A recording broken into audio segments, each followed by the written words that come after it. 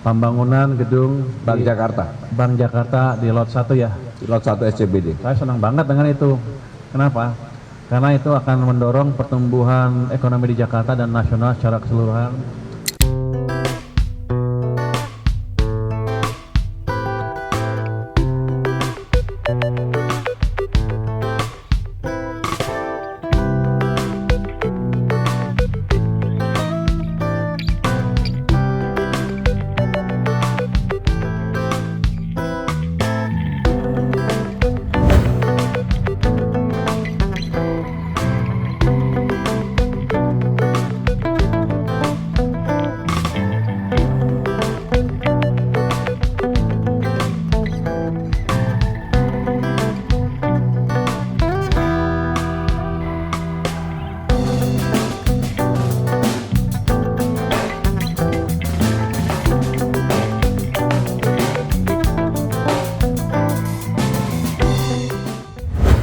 Itu kan kita lakukan karena ada keterbatasan di sisi fiskal. Tapi ke depan ketika ekonomi sudah berbalik, ketika pendapatan saya dari pajak dan kegiatan yang meningkat, menjelang pertengahan akhir triwulan pertama tahun depan, pertengahan triwulan kedua tahun 2026, saya akan evaluasi pendapatan saya seperti apa.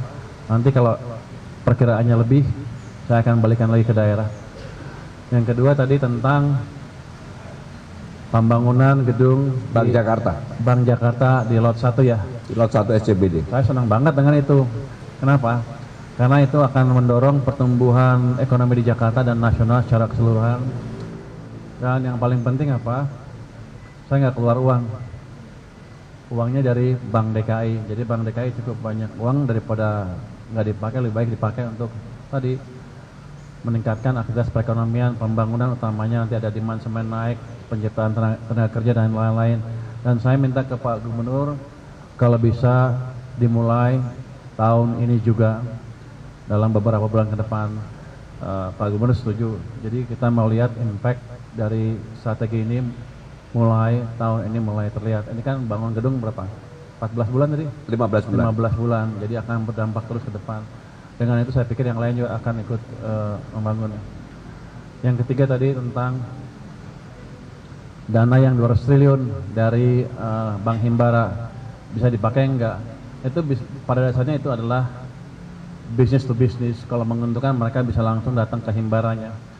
Tapi ada satu yang saya pikirkan, satu hal yang saya pikirkan tambahan ya. Kan Jakarta punya Bank Jakarta. Saya taruh di Himbara yang 200 triliun. Gimana kalau saya tambah beberapa puluh triliun ke Bank Jakarta? Saya tanya tadi ke Pak Gubernur, apakah Bank Jakarta bisa nyerap? Jangan sampai saya kasih duit panik terusnya. Waduh, nggak bisa nyalurkan. Kata Pak Gubernur bisa. Jadi nanti kita akan implementasikan strategi yang sama untuk Bank Jakarta dan mungkin satu bank lagi di kawasan Jawa Timur sana. Dalam waktu dekat nanti jumlahnya akan saya hitung. Tapi kalau 10 triliun, 20 triliun aja bisa kali ya untuk nyerap ya. Bisa. Nanti itu akan nyebar ke UMKM dan industri lain di Jakarta maupun tempat lain.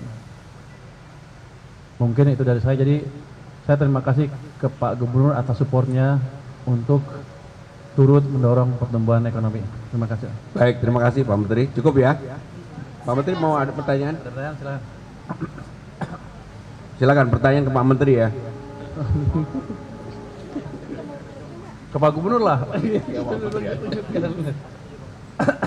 Oke, izin Pak Menteri dan Pak Gubernur Nasional dari Kumparan, Pak mungkin terkait tadi DBH dan TKD gitu ya, mungkin di depan Pak Menteri juga gitu Pak, jadinya kan tadi ada pembangunan Bank Jakarta, gedung Bank Jakarta juga, nah itu jadinya ada nggak sih Pak Gub gedung-gedung atau pembangunan lain kan Jakarta sedang membangun gitu yang akhirnya jadinya harus ke pending atau tertunda gitu karena APBD-nya jadi turun.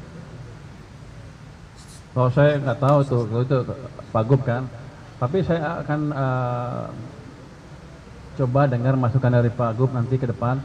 Kalau ada yang terganggu kita akan coba lihat bisa dilonggarkan atau enggak. Oh tadi saya lupa jawab tentang Jakarta Fund ya. Ya, Jakarta Collaboration Fund. Jakarta Collaboration Fund, ambisi Pak Gub ini cukup tinggi rupanya. Dia ingin menciptakan fund Jakarta yang bisa tidak dipakai di Jakarta aja, tapi dipakai di tempat lain juga. Saya pikir kita akan mendukung strategi itu. Jadi yang untuk gedung sama sekali nggak terganggu, karena memang dengan adanya pengaturan fiskal yang baru yang kita akan efisiensikan adalah hal-hal yang bisa diefisiensikan langsung adalah untuk pembangunan gedung pemerintah, tapi untuk pembangunan gedung di luar pemerintah Jakarta kami tetap akan adakan, termasuk Bank Jakarta tadi. Jadi gini, skemanya itu adalah Bank Jakarta pinjam tanah ke saya ya, selama 50 tahun, saya kasih 50 tahun perjanjiannya, nanti dibagi 3 ya. Bagi 3. Pemerintah pusat dapat jatah 30% dari gedung itu. Syaratnya adalah saya bilang ke Pak Gub, gedungnya bagus, jangan malu-maluin, biar saya masuk sana juga tenang. Saya jawab Pak Menkyu, saya punya selera lebih bagus dari Pak Menkyu, jadi pasti gedungnya lebih bagus. Pak, izin saya Ruby dari Kompas.com, Pak Menteri, Pak Gubernur, ini kan pajak Jakarta itu paling gede pemberian pajaknya, tapi kenapa Jakarta juga dipotongnya paling besar dibanding daerah lain, 15 triliun Pak? Itu kenapa alasannya seperti itu? Terus juga Pak Pam, apakah nanti si anggaran yang dipotong ini mempengaruhi gaji para ASN dan juga gaji non-ASN atau P3K di lingkungan balai kota Pak? Terima kasih. Kalau lihat dari proporsional kan semakin besar pasti semakin besar kepotongnya, kira-kira begitu, sederhana itu. Itu kan semacam pukul rata berapa persen sih, dan lihat juga kebutuhan daerahnya. Kita lihat Jakarta masih bisa tahan dengan pemotongan sebesar itu, dan secara persentase enggak lebih besar dibanding yang lain. Tapi gini, saya udah janji Pak Gub dengan pemerintah yang lain juga. Kalau ekonomi kita membaik, arahnya berbalik, tahun depan sudah kelihatan lebih cepat, saya akan bisa perkirakan pendapatan saya seperti apa di akhir tahun.